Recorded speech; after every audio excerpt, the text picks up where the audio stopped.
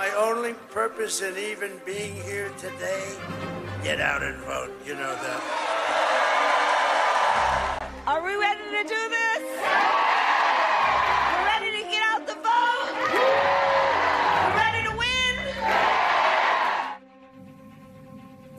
If it's Monday, it's election eve and the last full day for both candidates on the trail as Vice President Harris closes with calls for unity and former President Trump doubles down on dark and at times violent campaign rhetoric.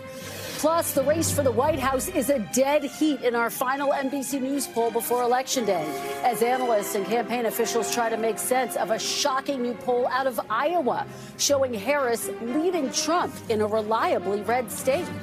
And it could all come down to Pennsylvania as both candidates hit the Keystone State and Harris crisscrosses the Commonwealth with multiple stops today, including a star-studded midnight rally in Philadelphia.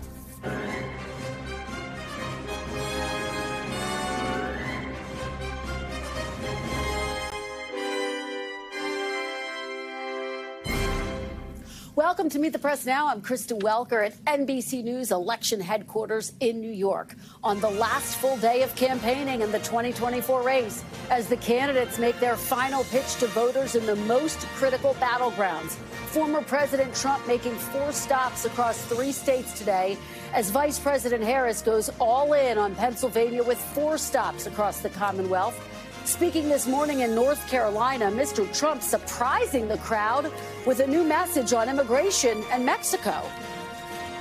If they don't stop this onslaught of criminals and drugs coming into our country, I'm going to immediately impose a 25% tariff on everything they send in to the United States of America. You're the first ones I've told it to. Congratulations, North Carolina. Because if that doesn't work, I'll make it 50. And if that doesn't work, I'll make it 75 for the tough guys, and I'll make it 100. Now, it comes as the former president has also closed in these final days with ramped-up rhetoric and violent imagery with new attacks against his opponents and also the press. The image of our country is terrible. It's terrible. It's a failed country. It's a very demonic party. It's become that way. And I have this piece of glass here, but all we have really over here is the fake news, right?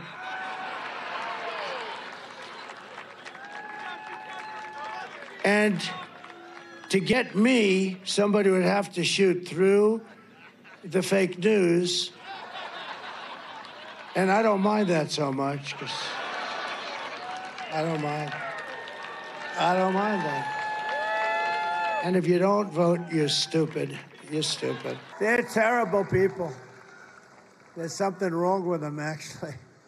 There's a lot of things wrong with them. If she wins, you will live the rest of your life as second-class citizens in your own country.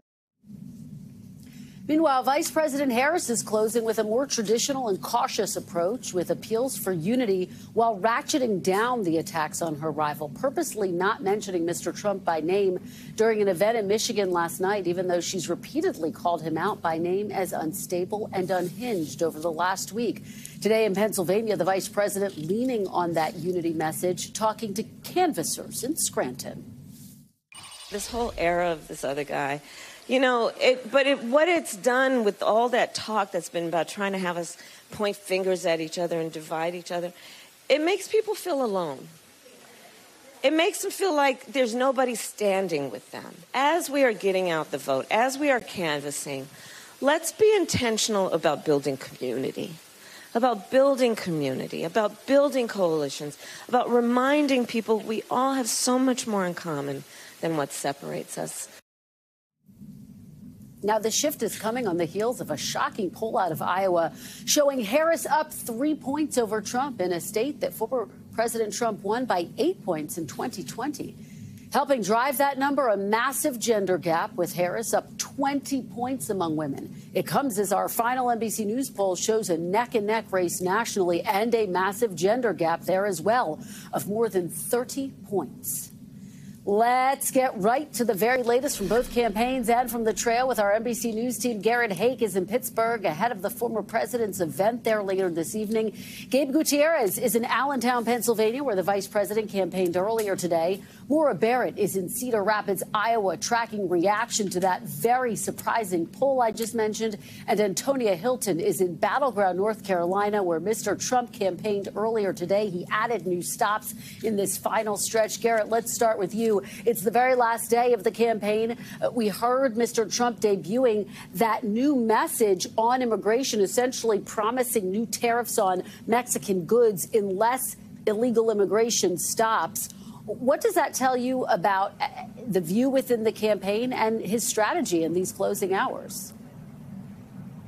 Well, look, I think it tells you a couple of things, Kristen. First of all, there is no policy problem to Donald Trump that cannot be solved with a skillful application of tariffs. He's believed this throughout his political career. He's doubled down on it time and time again. In this campaign, he did so again today. Second, I think it shows us what we know has always been the case, the ad hoc nature of policy development in Trump world. It's entirely possible that that policy announcement was news to his campaign staff. I've not seen anything else from the campaign about it today. I've not seen a press release or a Truth Social post. And I think, finally, it shows that Donald Trump is still looking for a way to kind of solidify what has been a polling lead on the economy among voters, but to kind of really get the hooks in people, particularly his core supporters, who will vote on Election Day, give them one last reason to turn out if they've not been paying attention to his policies thus far to do so. Garrett, take us inside the campaign. What's the temperature? What's the mood? Obviously, they are publicly projecting confidence, but what's your indication privately?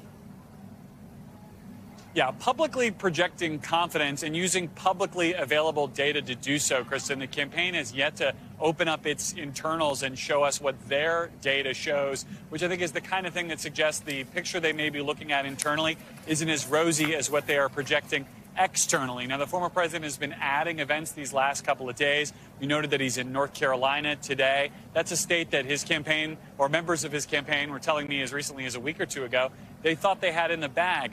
His behavior and the campaign's rhetoric are not necessarily in alignment here on that confidence. I think what we have heard from Trump in the last few days in his interview with Dasha Burns over the weekend and with John Karl of ABC News, a little bit more openness to suggesting the possibility entering his mind that he might lose, which is not the kind of thing that he ever entertains on the campaign trail, certainly not in front of an audience where even today he continues to say that the only way he'll lose is by cheating, kind of planting the seeds to dispute yet another election's results.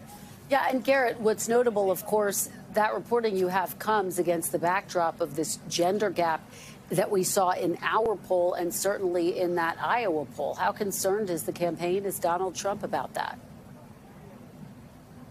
Well, look, Donald Trump has kind of personally rejected the idea that he has problems with women, although there's been reporting that he's been asking friends and allies about ways that he might turn it around. The simple reality here, Kristen, is that this ship has already sailed a long time ago. I mean, Donald Trump never made any significant move towards the center or real significant move to reach out to women, except for the program that he sort of floated in an interview with NBC News about paying for IVF treatments for all Americans, and then almost entirely dropped from his stump speech after that. I think the Trump gender gap view here is that they have to simply maximize the end of the gap that works for them. That's turnout with men, jacking it up for them, depressing it with Harris's supporters. That's what they've been talking about the campaign's last days. That's what I expect we'll hear from the former president tonight in Pittsburgh. All right, Garrett Haake, home stretch. Thanks so much. Really appreciate it. Great stuff. Gabe, let me turn to you. Trump is hitting 3 states today. The vice president really largely focused on one. Does this all come down to Pennsylvania for her? Yeah, Kristen, she is really all in at this point in Pennsylvania, although her campaign says that they are focused on all the battleground states, and each of them are extremely close. Now, right behind me, we are getting set to welcome Kamala Harris to this gymnasium. She's set to speak any moment now. But as you said, she is crisscrossing Pennsylvania today. She already stopped earlier today in Scranton, and you alluded to this in your introduction. She is kind of shifting her message a bit, a more positive message, according to campaign officials.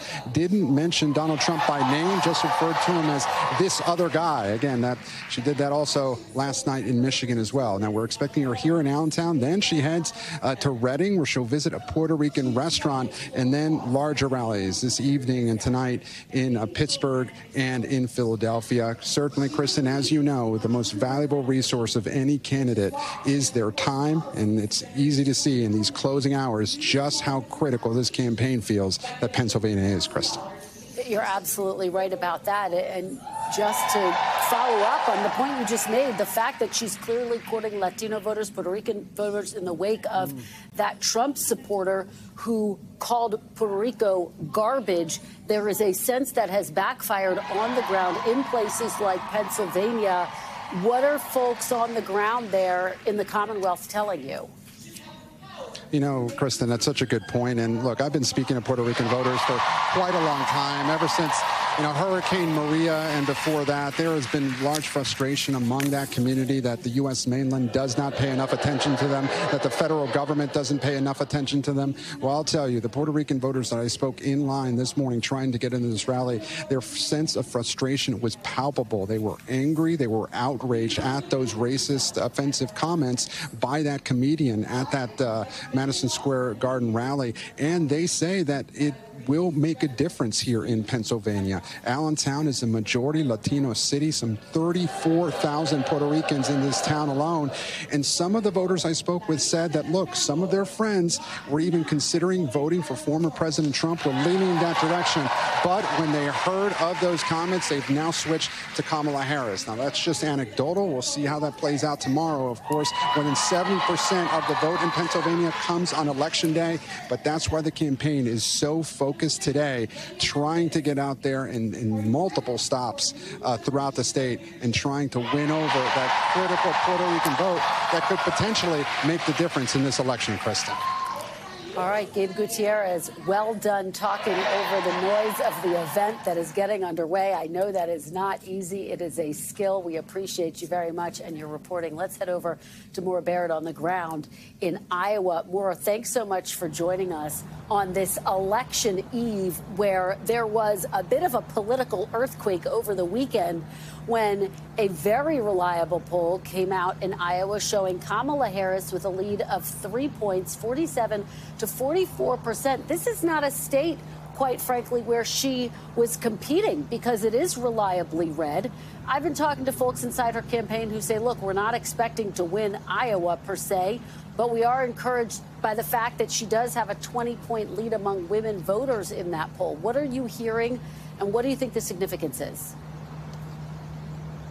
Well, Kristen, I don't think any of us expected to be looking at Iowa at this point in the election cycle. This isn't part of the timeline where we usually look at Iowa. And it threw the political world for a loop, understandably, because relationally, back in September, the same poll found that Trump was ahead by 4 points. And so we all in the national media were confused by this poll coming out. And frankly, here on the ground talking to voters, they were surprised by it, too. I want you to hear some of the conversations I've had with early voters in line here today and then yesterday in Lynn County as well. Do you see a world in which Iowa could vote for Harris? Maybe. This has been historically a swing state between Republican and Democrat, so I'm not going to be shocked if Harris wins the state. Do you think that could happen here, given Trump's strength in the state? I hope so. Yeah, it would be kind of unheard of for a Republican state to go that way. But, yeah, I'm excited. I see the polls are leaning that way for Iowa. Now, the first voter you heard from voted for former President Trump, the second for Kamala Harris. And something that stood out to me in this poll is the fact that senior women and politically independent women were what appears to be driving that shift towards Harris. Now, it's important to know that here in Iowa, a very strict 6-week abortion ban took effect this summer. And so it's likely that that might be something that's driving women to shift their mindset. Everyone I talked to, both yesterday and today, that mentioned that they were voting for Harris brought up the idea of their concern around reproductive rights as well as a threat to democracy. And so it is an interesting point of conversation at this point in the campaign, given that the campaigns haven't invested here. They haven't visited here. And so the pollster herself, Ann Seltzer with the Des Moines Register for the Iowa poll, pointed out any shift that we're seeing on the ground in Iowa is all happening organically, Kristen. incredibly fascinating data point with just hours until Election Day. More, Barrett, thank you so much. Antonia Hilton, you are in North Carolina, where Trump has now campaigned 3 days in a row. NBC reporting shows the Trump campaign might be just a little nervous about the Tar Heel state. It's a really fascinating state. Obviously, the Republican gubernatorial candidate is incredibly controversial there. Democrats haven't won the state since 2008. What are your sources telling you, Antonia, about the state of play? Well, Kristen, to put it bluntly, they're feeling very bullish now, and it's a combination of factors. So first, in the beginning of the early voting period, Republicans were coming out strong, but in the last few days, they started to see the numbers from the black community here in North Carolina and these young Gen Z voters, sort of in the college areas, the college towns, starting to come out in big numbers. Then the Iowa poll. That might not sound like it has anything to do with North Carolina, but there are parts of the electorate here that's very similar. And so if she's overperforming with white voters here who are similar to white voters in Iowa, that's huge here. And some people have suspected for weeks she might be doing well with white voters here in the state. Then they have the gender gap. And then Mark Robinson, the lieutenant governor, running for governor here, enveloped in complete scandal. Many of them see him as dragging down the entire ticket. Take a listen to a conversation that I just had with Governor Roy Cooper here. Do you think it is really looking like 2008? I do. There's a lot of positivity on the ground. There's a lot of energy right now for Kamala Harris. I was in Charlotte this weekend. When she has come, she has lit people up.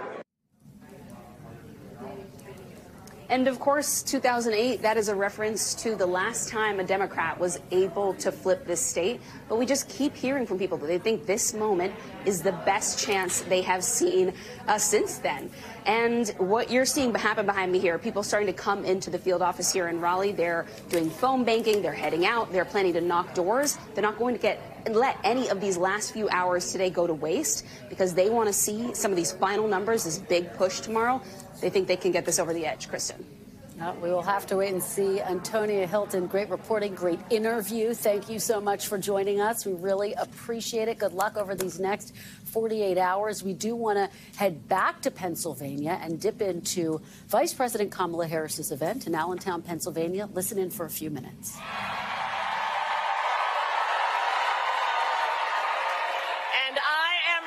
To offer that leadership as the next president of the United States of America.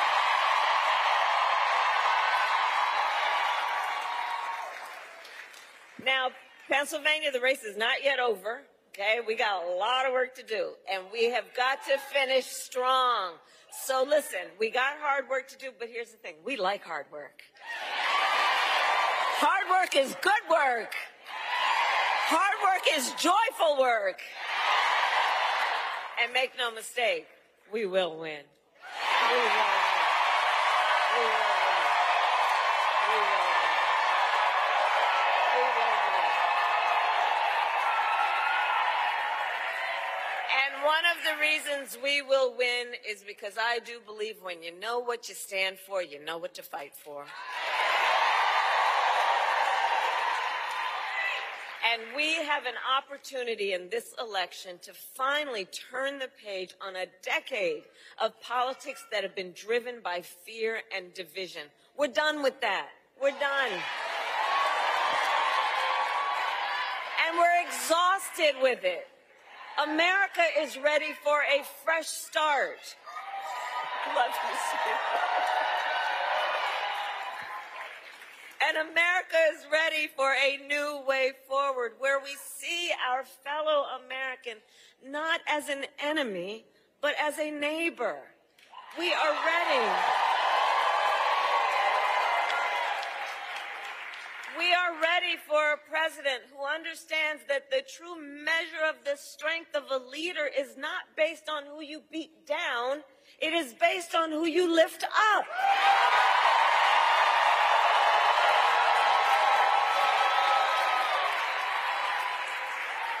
And Pennsylvania, you know me, I am not afraid of tough fights, evidently.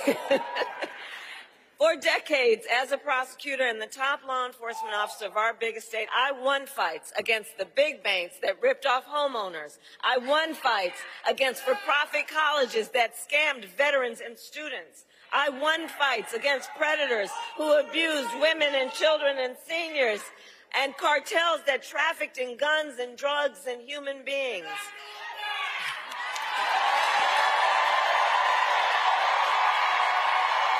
We're not going back.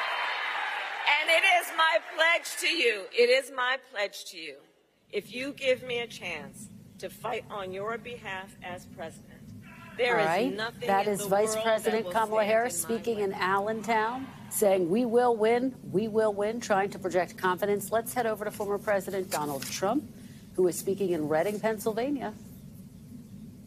You know, they do it because they love the country. They love it. Thank you very much, all. Thank you.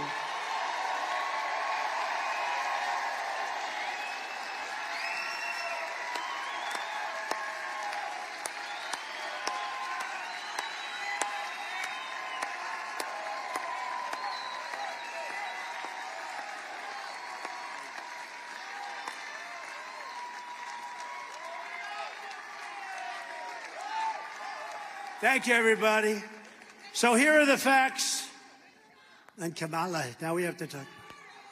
Oh, bring them up. Okay, come on, let's go. They all want me to bring them up. There's a lot of love. Come here, my boy. Come here, my beautiful boy.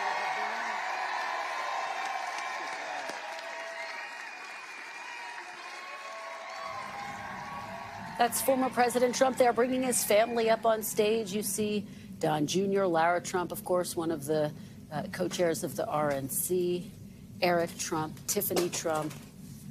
We will continue to monitor former President Donald Trump's rally in Pennsylvania, bringing you any headlines that come out of that. But for right now, we're going to keep moving, coming on, making sense of this historic moment and what comes next. We've got reporters in the field, battleground officials, the best analysts in the business, and our bipartisan team of NBC News pollsters, so do not go anywhere. And keep it here tomorrow. We'll have live updates all day tomorrow on NBC News Now. Then tune in at 5 p.m. Eastern for special election night coverage as the results come in. You don't want to miss it. Stay with us. You're watching Meet the Press Now.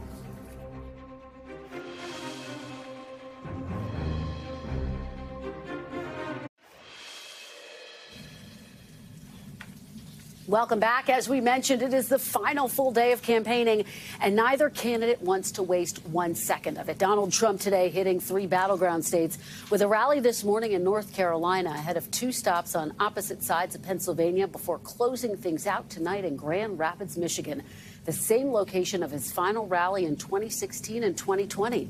As for Vice President Harris, it's all Pennsylvania all day with stops in Scranton and Allentown and rallies in Pittsburgh and Philadelphia.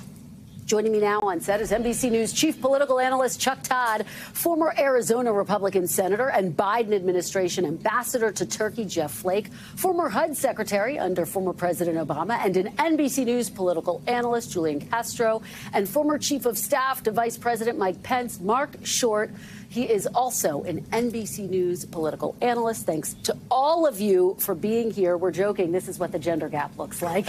We've got it right here on set. Chuck, thank you all for being here. Start us off. You and I spend a lot of time during campaigns talking about where the candidates are campaigning. Right. What do you make of this final day? Well, I mean, it's nice to see neither one of them is looking at some fantasy map anymore, right? You know, when Hillary Clinton was doing Arizona and Texas and that 2016 and those infamous decisions, and not in Michigan and Pennsylvania and Wisconsin.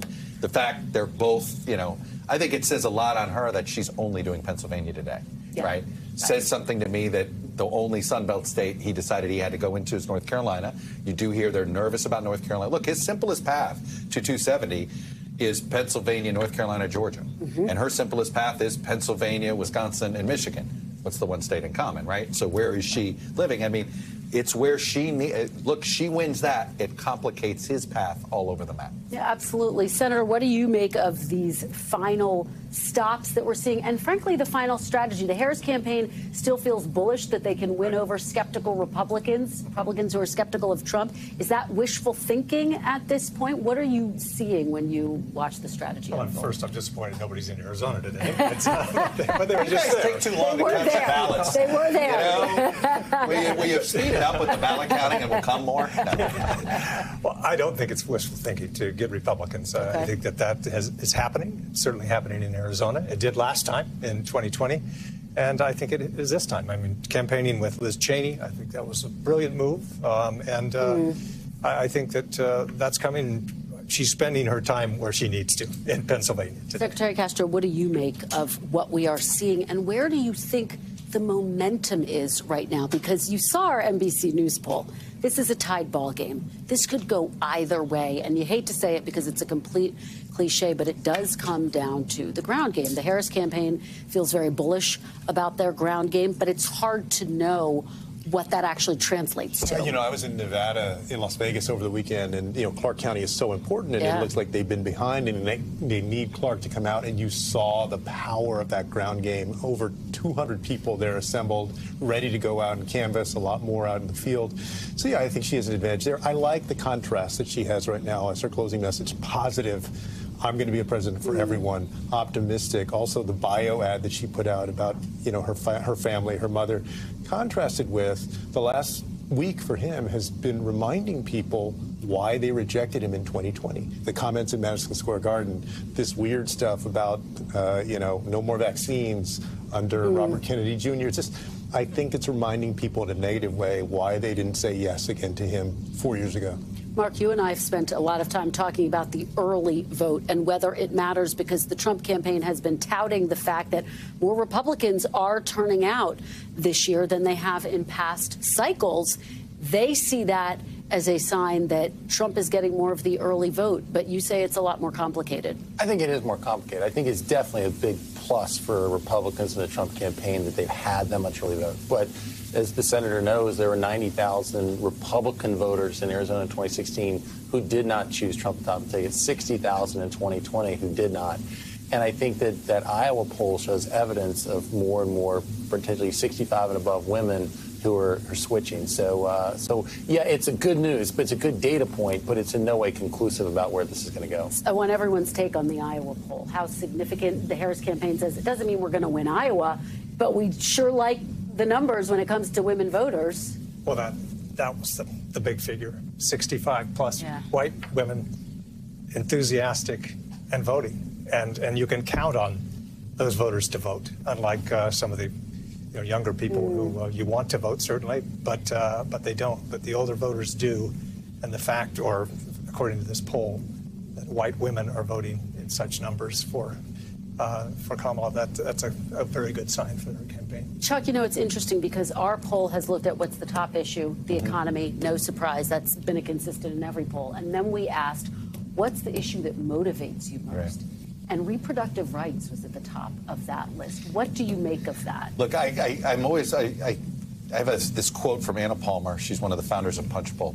She said this after the 22. She goes, I don't know if Republicans win another national election until this is resolved. Until the abortion issue is resolved.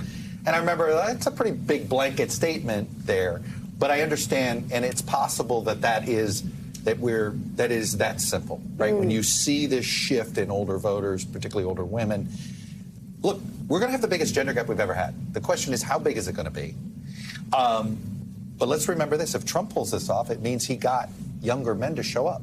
Right. Which is just as significant and also increases our gender gap. I do think we're headed to a politics that's going to be quite uncomfortable if our gender gap is in the 30s. I'll just be honest. It's going to be a shock to the system.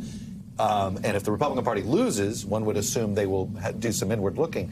But what if you are able to win and lose women by that margin? What does that do to governing? Well, what about that? I mean, because Trump, in our latest poll, is leading with men by more than Vice President Harris is leading with women. So that's still, at least according to our poll, an uphill fight for her. Yeah, it is. I mean, and I think that, you've seen the Harris campaign also make appeals to men, right? And why you should be concerned about these draconian measures on reproductive rights and try and get that crossover support gender-wise. So they've made the effort. I think on the other side, though, Trump hasn't. And I think that could make the difference. Mark, is it overstated to say that Republicans will struggle in national elections until this issue around reproductive rights is resolved in some way? I'm not willing to see that at all. I think you see Kim Reynolds win, you see Ron DeSantis win, you see Brian Kemp win in states. I accept that's not a national election, but at the same time, I think the Democrat position of abortion on demand for all 9 months is what's really outside the mainstream. I don't think Republicans are articulating that well. But, Kristen, I still feel that, this is an election that should be a landslide for Republicans with the issues really of economy and the border issues at the top of the ticket, that 70% of Americans feel we're headed in the wrong direction. But when we're talking about fluoride in your water, we're talking about vaccines, we're talking about, firing squad Liz Cheney, it's like we're not taking advantage of really what the opportunity presents itself to Republicans. Or worse, Mark, denying that he said firing squad, but instead it was arming. I mean, when the correction only reinforces the weirdness of what you were offering. Keep the news cycle going longer. What are you doing? Sorry. The corrections have been a bit of backflips. That is true. We should say abortions later in pregnancy are very rare. Right. I do want to talk about some down-ballot races. You raised some of those other races. Chuck, what are you watching for? One of the interesting races is in Texas. Obviously, we're watching Ohio. Montana seems like it could be a done deal. I'll just say two quick things. I want to hear other people's comments here, too. One is, I think Ohio Senate will tell us how accurate this Seltzer poll is. Okay. If older whites are doing this, I think the first place we'll see it, because it's an earlier poll close. I'm just saying that's the first place to check to see, is she onto something? Because if Harris is loses Ohio by 5 or less, that's how Sherrod Brown wins. So that would tell us something. The second thing is, how many Trump voters just show up, vote Trump, and leave? The fall-off number for, I've talked to Senate Republican strategists who are nervous about this, that this explains why Sam Brown is behind. This explains why in Nevada. This explains why Hovde seems to be a point or two behind. This explains why Rogers is a point or two behind. I think McCormick's the only one that's found a way, because he's got so much money in Pennsylvania. So that's the second thing I'm looking for. Okay, fascinating. Senator, what about you? Someone who knows this turf well. I do. I remember in 2012, talking about these issues, some reproductive rights issues. That was the Todd Aiken legitimate rape election. Yes, right. And I can tell you, as a Senate candidate, that shaved 2 or 3 points off of any Republican Senate. It hurt you. It did. That much. Significant. Wow. So those things are difficult. In Arizona, the issue, this one should be a Republican Senate seat. The one that Kerry Lake and Ruben Gallego are running for. If you're in Arizona and you have an R behind your name, and you're running statewide, that should be enough. You have home field advantage. If you're running for mine inspector, and we have one, and you don't say anything about who won the last election or whatever else, but as soon as you're running for mine inspector and you say, I think Donald Trump really won that last election, you'll lose. It's such a fascinating... And that's where we are right now, and Kerry Lake is on track to lose. It's a fascinating point, because it also underscores Trumpism doesn't work for other candidates as well as it works for Trump. What are you going to be watching for? Texas. Texas. I'm going to take Texas away from him. You don't even have to ask. Do you think Colin Allred could win? I would not be shocked if Cruz loses. Really? Consistently, he has not hit 50%. He's like between 3 and 4 points ahead. But what Chuck mentioned, I think a lot of folks are going to go and vote for Trump. In 2020, for the 2020 election, it was the first election to where Republicans stripped straight ticket ballot voting. So they have to literally vote for everybody individually. I think a lot of Republicans are going to vote for Trump and then either Texas had straight ticket voting. That's right. Interesting. Republicans took it away. So I think that's going to hurt Cruz. Okay. Ironic. Final point to you, Mark Short. I think something Chuck and I have talked about is the House. I think the reality is that the conventional wisdom has been whoever wins the presidency is going to carry the House. I don't think that's true.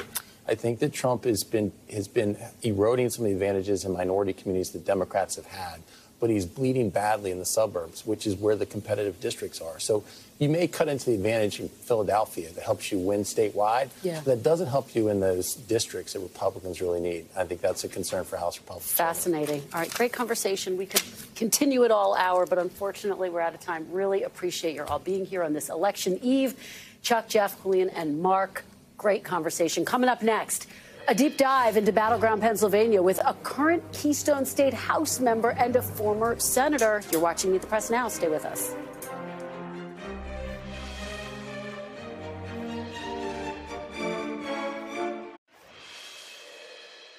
You know, if we win Pennsylvania, not me, if we win Pennsylvania, we win the whole ball of wax. It's over. It's over. Welcome back. That was former President Trump last hour in Reading, Pennsylvania, ahead of a stop later this evening in Pittsburgh. Both campaigns know just how crucial the Keystone State is.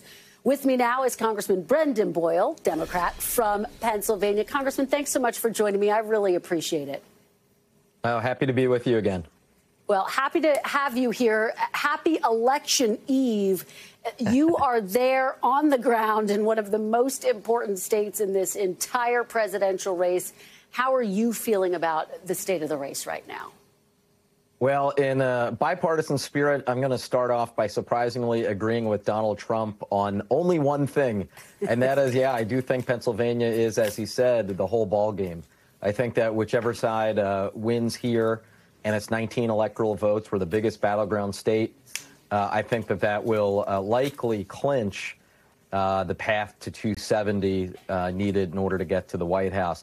That was the case in 2016, and that was also the case in 2020 when the race was called here in Pennsylvania. That beautiful, warm Saturday morning, that was actually the presidential election. Now, in terms of where things stand at the moment, it's always predestined to be close here, as it was in 2016 and 2020. Both were one-point races or even under that.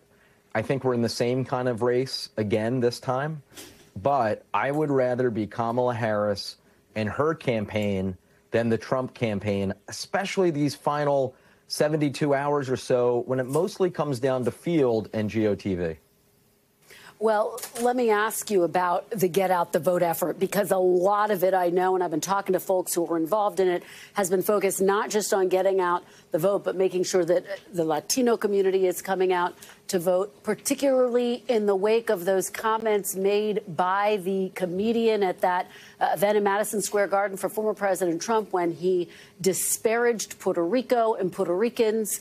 I am told anecdotally that there is a sense that Latinos and, frankly, people throughout the state of Pennsylvania were really offended by that comment. What are you hearing? Because Trump had made some real inroads with the Latino community. Has anything shifted based on what you're hearing?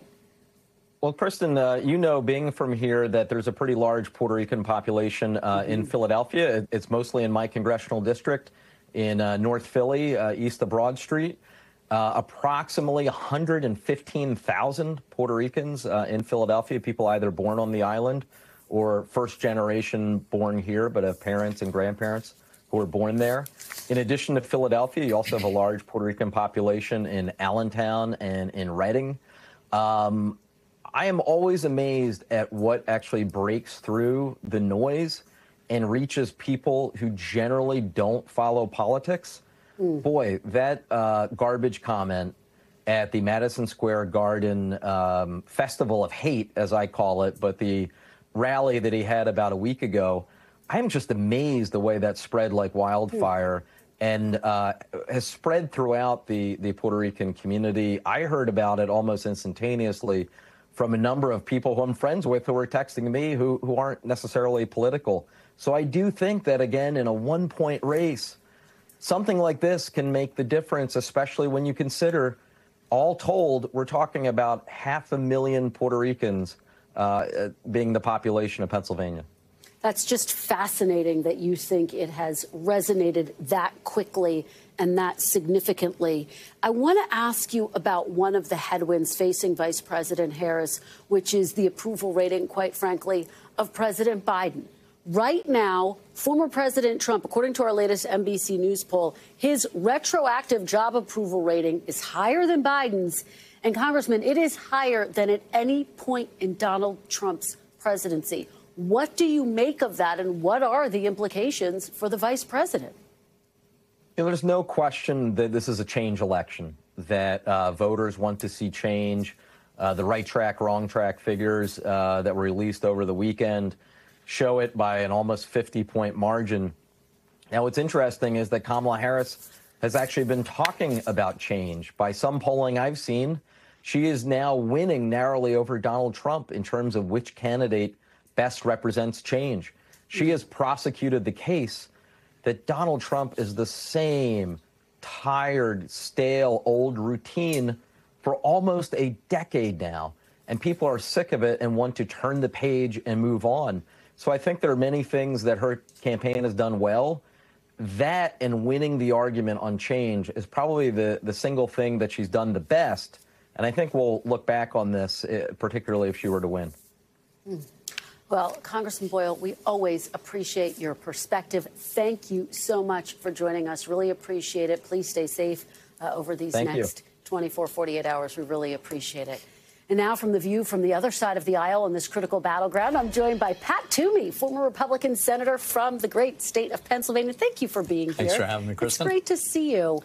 So let me ask you, what do you make of how former President Trump is closing out this race? A lot of folks have noticed his rhetoric does seem to be getting darker. He's not focused on what some of his allies have told me they want to hear him focus on, the economy and immigration. Yeah, no, I think he's there's been kind of two campaigns the way I've seen it. If you look at his paid advertising, it's on message, often very effective, and it's all about pressing the case against Harris for the Biden administration that she was part of. Completely legitimate, aggressive, and effective.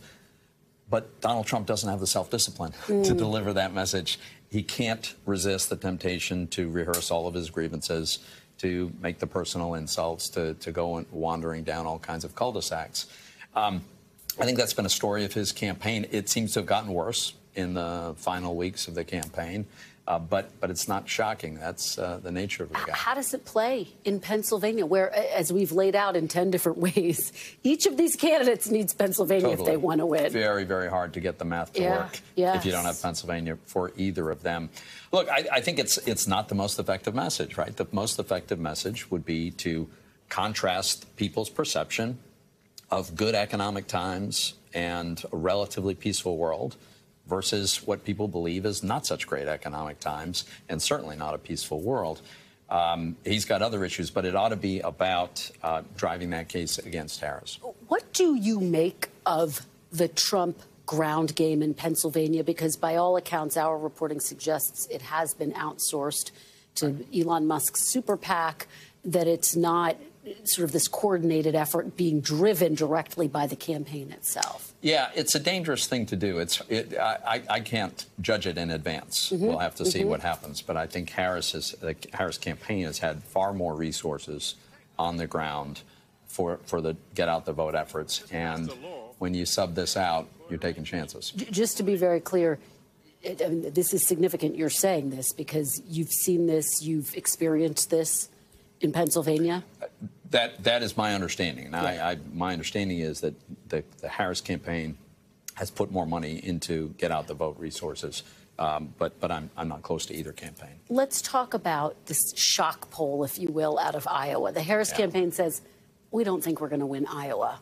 However, they're looking closely at the 20-point gender gap. They think it's significant, particularly because we're talking about older women and more independent women. What do you make of this Iowa poll, even if it's an outlier, even if the top lines are an outlier? There seem to be some potential clues. I'm not so sure. Okay.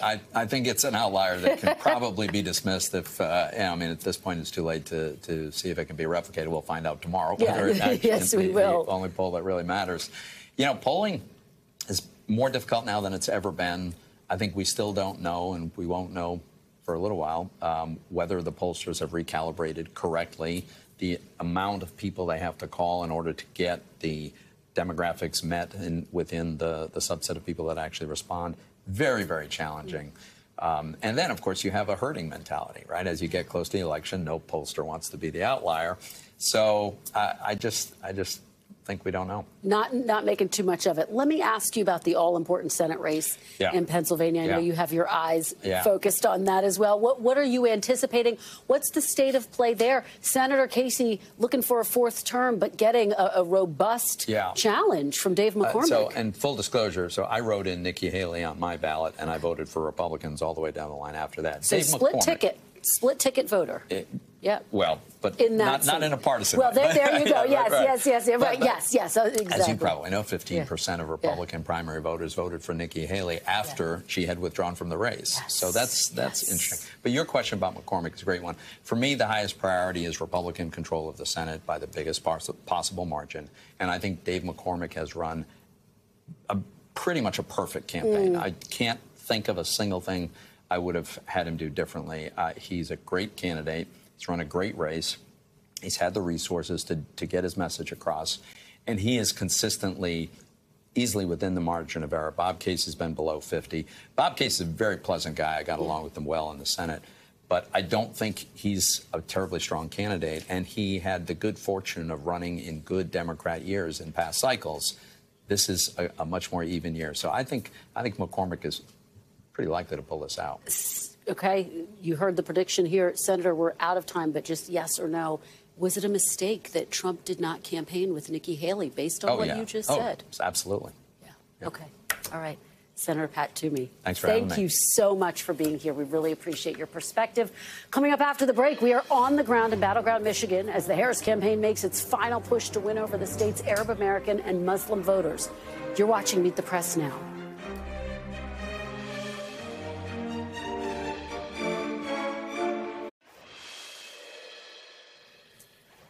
Welcome back. Let's get the very latest from another critical battleground state, Michigan. That's where Vice President Harris rallied supporters yesterday, and where former President Trump will close his campaign tonight in Grand Rapids, as he's done every presidential campaign. Joining me now is Yasmin Vesuvian, who spent the day in Dearborn, Michigan. Yasmin, thanks so much for joining us. Really appreciate it. Of course, Dearborn is an area that has a very large population of Arab American Muslim voters. What are you hearing from that community? You have been back and forth to Michigan a number of times now. Yeah, I have. And I think, you know, it's interesting. There has been kind of a progression of the opinion of a lot of these Arab American voters since, obviously, February, when the primary happened, and about 100,000 Arab American voters voted uncommitted at the time. And since then, you know, we have seen a progression of their opinions. And I think it speaks to kind of what Governor Whitmer got to today, earlier when I was speaking with her, which is that the Arab American community is not a monolith, and they don't all vote the same way. Many of the folks that I've been speaking to so far today are voting third party, right? Because they are one issue voters. They are voting based on the Gaza war. And they have said, and I quote, "With my conscience, I cannot vote for Kamala Harris because she represents the Biden administration's decisions that they made when it comes to the Gaza war." However, Governor Whitmer, who I spoke to a little bit earlier, believes that the Arab American community does not vote in a monolith, that there is a diversity of opinion and decisions to vote. Let's take a listen to what she had to say earlier today, Kristen, and then we'll talk on the other side. The vice president's doing what she needs to do. You know, she has acknowledged the pain that the community is feeling, and we're talking about the Muslim community as well as the Arab American and Palestinian. They're not all one and the same, but also the pain that the Jewish community is feeling. Races are always close in Michigan. They just always are, and it's not going to be one community or another that is, you know, to credit for a success or to blame for coming up short. So give or take, Kristen, we're looking at about 200,000 voters in the Arab American community that are registered active voters. That could feasibly, by the way, if you look at the margins here in Michigan, right, that could swing a state. The Harris campaign is making a gamble. First and foremost, they're making a gamble on that. They're betting that the female suburban vote is going to turn out in droves for them due to reproductive rights and where they feel as if many women stand on reproductive rights in this state. And the governor, by the way, Governor Gretchen Whitmer, is making that bet as well. And lastly, they're betting on the quiet vote. They're betting on Arab American voters basically going to the polls and pulling the lever for Harris at the end of the day. Kristen. All right. Well, Yasmin, you've been all over that state and this story. Thank you so much. We really appreciate your great reporting and great interview with the governor. Well, everyone wants to know who's going to win the White House. Well, let's turn now to two people who have the next best thing to a crystal ball.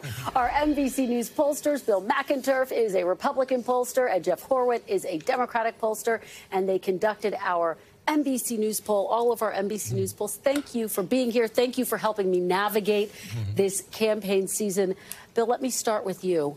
Is there anything that surprised you about the fact that this race is a tied ball game? Well, it's a surprise in this way, which is that our last two polls for NBCs have been Donald Trump's high water mark in all of our polling going back to 2016. And I think we're also surprised by the gender gap, the education gap, the ideology gap. People tell us they want to see a less divided America, not this election. That's not when it happened. We're pulling further apart. Jeff, what about that and what surprised you?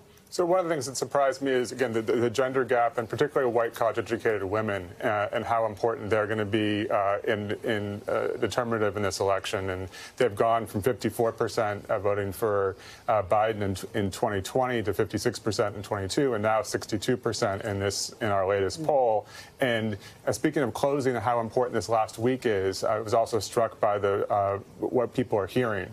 And by 13 points, people are less favorable to what they're hearing toward Donald Trump. Since going back to 2008, whoever has sort of lost that battle for that last week in terms of recall information has ended up losing the election.